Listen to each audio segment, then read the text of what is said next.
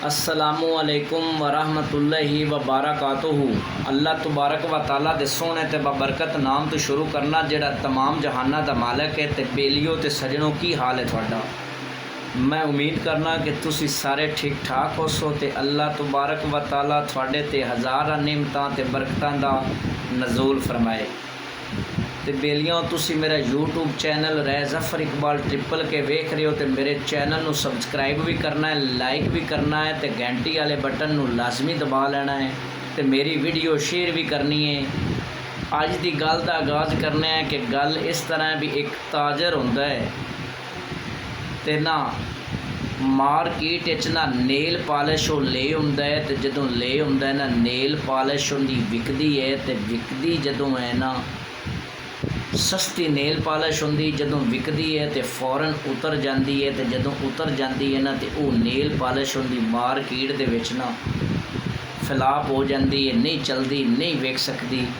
तो जदों नहीं ना विकदी तो वो बड़े पैसे खर्च करता है, तो खर्च करके तो नेल पॉलिश मंगवाउंदा है तो बनाउंदा है, तो वो जदों नहीं ना विकदी तो उन्होंने नुकसान बड़ा हो जाता है। तो जदों नुकसान हो जाता है तो परेशान होंदा है। तो एक रात ना एक किताब पढ़ता पैंदा है, तो किताब किसी सियाणे बंदे का कौल होंदा है कि अगर जहलां ते हुक्मरानी करनी होवे ना तो हर बातल ते ना मजहबी गिलाफ चढ़ा दिओ। तो जदों इन्हें वो कौल सियाणे दा पढ़िया ना तो ये खुश हो गया, इहदा दिल खुश हो गया भी हुण जिहड़ा मेरा कारोबार है ना, मेरा काम है वो चल जासी। तो उस ताजर ने काम की कीता भी इश्तिहार छपवाया, तो उनके उत्ते लिखा कि अल्लाह के फजलो करम दे नाल ना यह जिहड़ी नेल पॉलिश है ना ये हलाल है। तो जिस वक्त भी किसी ने वज़ू करना है फौरन ही ये उतर जानी है। तो उन्हें ये इश्तिहार ते लिखवा के ना तो गलियां ते बाज़ारां ते शहरां वो इश्तिहार वंड दिते ते ला दिते। तो जदों लोगों ने तो औरतों ने पढ़िया तो धड़ा धड़ उस नेल पॉलिश की जिहड़ी खरीदारी लोगों ने शुरू कर दी, धड़ा धड़ खरीदण। तो जदों खरीदना तो उस ताजर का बड़ा कारोबार चमकिया, तो बड़ा अमीर हो गया।